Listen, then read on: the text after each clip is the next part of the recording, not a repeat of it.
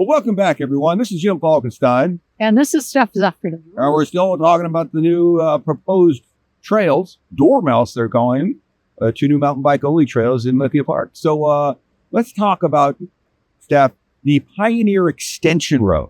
That's where the up and downhill mountain bike trails will begin and end. And since we're going to describe to people what the Pioneer Extension Road is and where it is and you know, what goes on there, what happens on that road. Sure.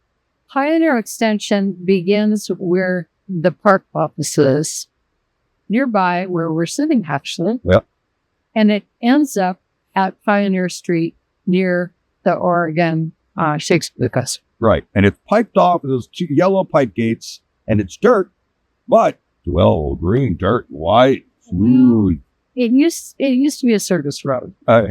And many years ago in the 1990s, dog access was stopped in Lithia Park.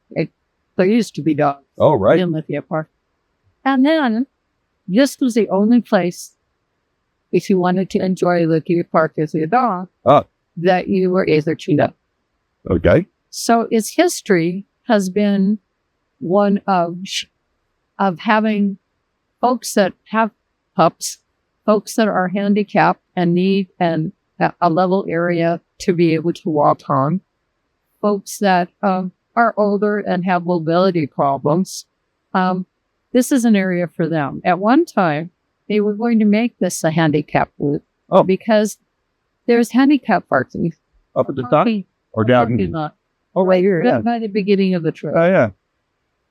Before, when I was walking before, I have seen somebody take out their wheelchair actually in the parking area, right by the park office, and then push their loved one down this way. Oh, delightful. So it's had a really interesting. Now, if I'm not mistaken, right now you can ride your bike on that trail.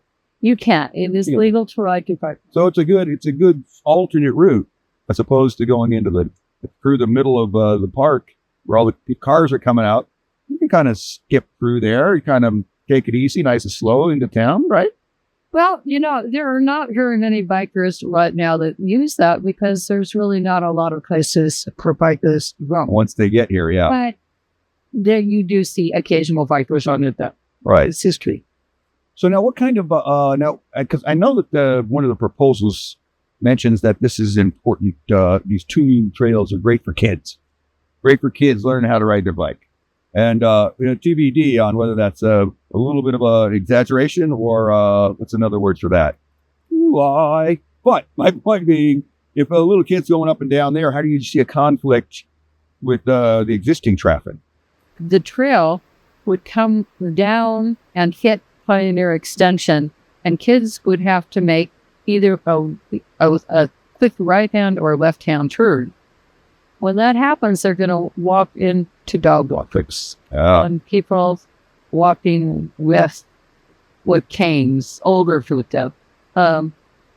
What could happen like that is you could be injured or the person there. Are you questioning a young child's ability to make good decisions consistently? I think a new mountain bike rider that's just learning, you want to put them in the safest place you can, I think, and where they're intending to do this is not safe. Let's so I'm going to cut all this babbling that I'm doing right now. Well, there you guys have been Jim Stef-n-stein. And this is Stef-n-stein saying thanks for listening to us, and stay tuned for more if you want to. You don't have to. I think you should. All right.